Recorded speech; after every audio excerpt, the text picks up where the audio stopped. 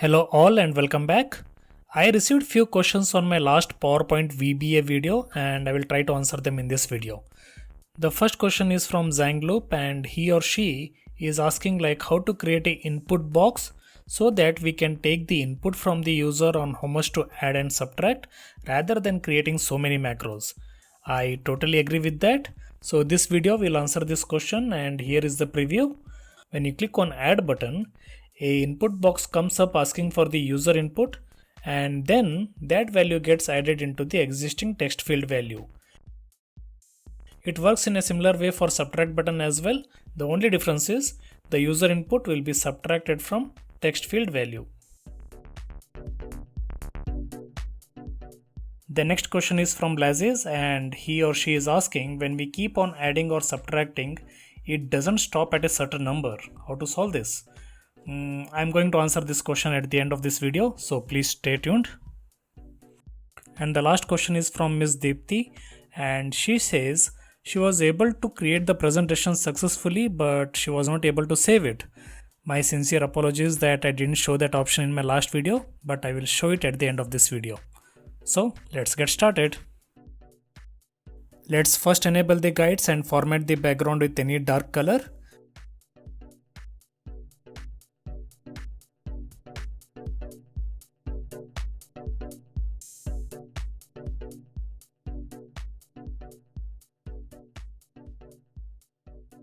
Next go to Insert tab and add a text field. Type in 0 into it and align it to center. Format this text as per your requirement of font color, font type and font size.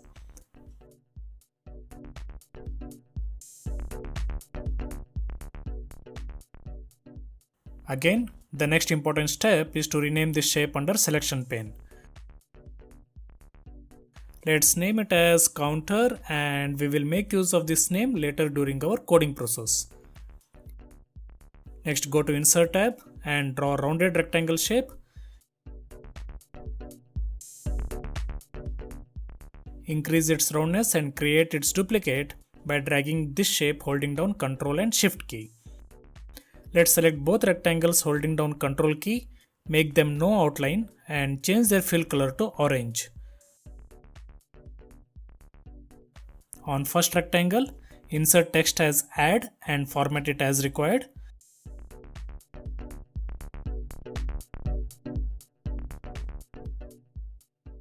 On second rectangle, insert text as subtract and making use of format painter, let's format it in the same way. So we are all set. Now we will start our VBA coding process. For that, first we need to enable the developer tab. So right click on any empty space on the ribbon and then choose customize ribbon. Here you will find developer tab is disabled by default. Just click and enable it. Now you will see developer tab appears on the top of menu. Under this tab, click on Visual Basic to enter into VBA coding editor. Again, the first thing we need to do is right click on empty space on left side pane and then insert a module. Module is something where we actually write our VBA code. Let's start our code by initiating a subroutine and then give it a sensible name. In this case, we will name it as add numeric value to text field. This must be followed up by two open and close parentheses and then finally by end sub. So that's our subroutine and anything we write as a code, it must be between these two lines. In this subroutine, we will get the input from the user and then add that input value to the existing text field value and then finally update this new value back to the text field.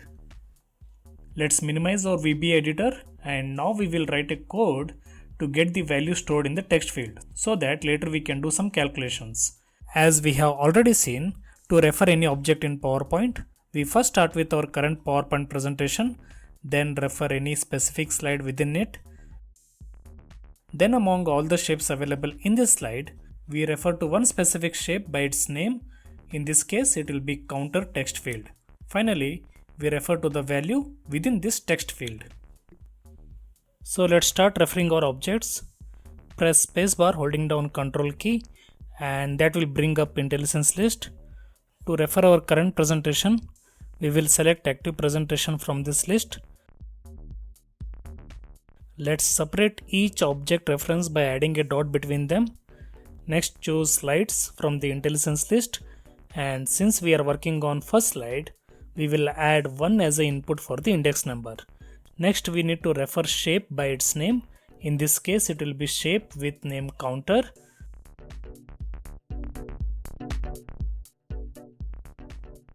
Next, we will refer to the text field, and finally the value stored in it.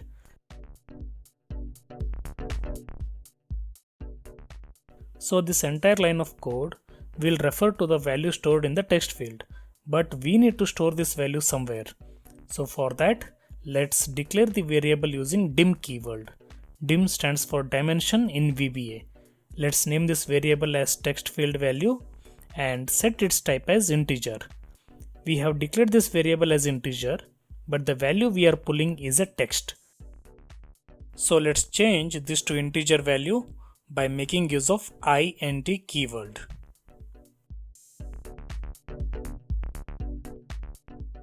Finally, let's assign this integer value to the variable we have declared.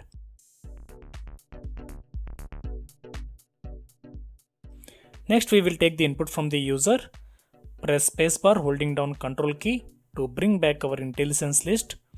Start typing input and you will see input box appears in the list. Input box is a inbuilt function in VBA and is used to get user inputs. Let's select it and then open up its brackets. You will see the list of arguments that shows up. Any argument which are in square brackets are optional, and the one which are not in square bracket are required arguments. So in this case, only prompt is required. Prompt is something which user sees when input box opens up, and we will just add a text asking user to provide a value to add into the text field. I will also show how to add title to this input box. So to jump to next argument, you can see there is a comma between each arguments. Just type in that comma to highlight next argument and then provide its input. Let's give it a title as add a value. Now after we get the input from the user, it has to be stored somewhere. So let's initiate our second variable by name input box value and set it as integer. Assign the input box value to this second variable.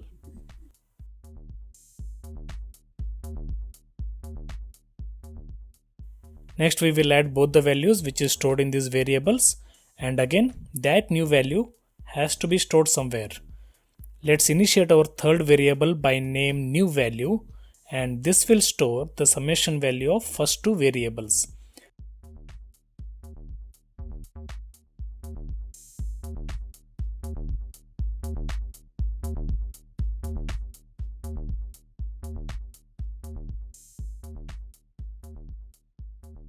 Last but not the least, we need to assign this new value back to the text field.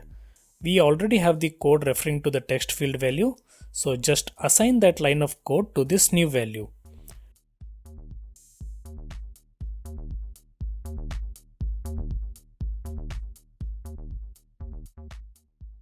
Now let's step into this code by using F8 key and see what each line does.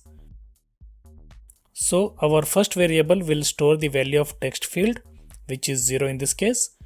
Next variable will keep the value of user input. So let's type in as 5 and then click on OK. You can see our second variable will now show the value of 5. Our third variable will be the summation of first two variables. In this case, it is 0 plus 5, which is again 5. So lastly, this 5 will be updated back into the text field, and you can see it happening at the back end. That's perfect. So let's quickly copy and paste this code below. Change the subroutine name and also add few places in input box. And our new value will be the difference of first two variables. Finally, our both codes are ready, and now we will assign them to add and subtract buttons. Select first rectangle, go to Insert tab and then go to Actions. Here click on Run Macro and then select Add Subroutine from the list. Similarly, select second rectangle, go to Actions. Here click on Run Macro and then select Subtract Subroutine from the list. Let's preview this code in action. If you click on Add button, user will get an input box and any input value will be added into the text field. And if you click on Subtract button, user will get the input box and any input value will be subtracted from the text field.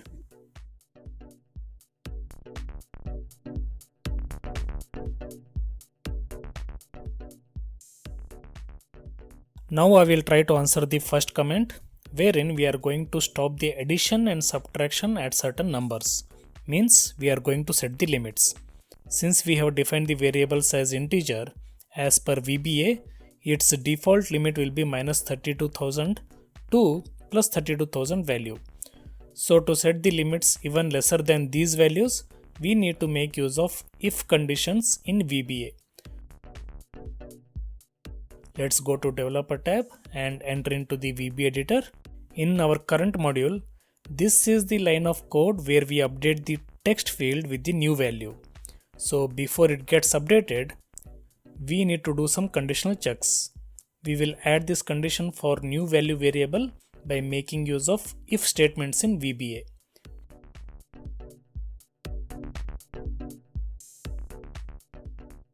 Let's add a limit of 20 and we will check if new value variable is greater than 20.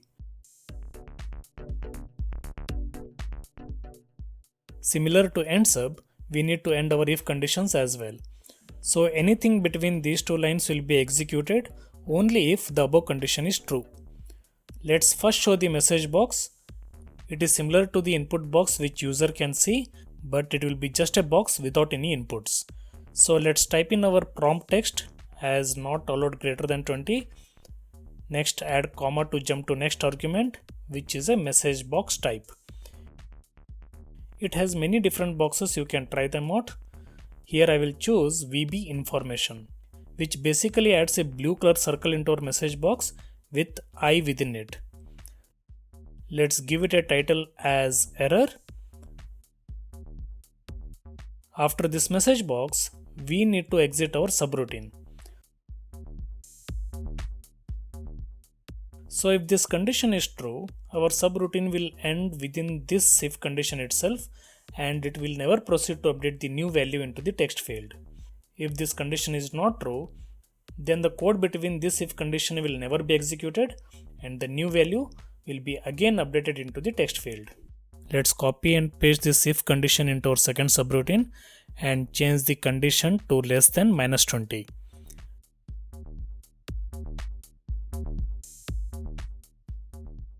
Let's change the text of message box and then see the preview. So when you add the number, it will take the value until it is equal to 20.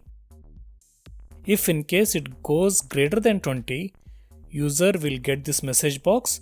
You can notice the information symbol on it and our subroutine will end here itself. Similarly, when you subtract the number, it will take the value until it is equal to minus 20. If it goes lesser than minus 20, user will get the message box and the subroutine ends.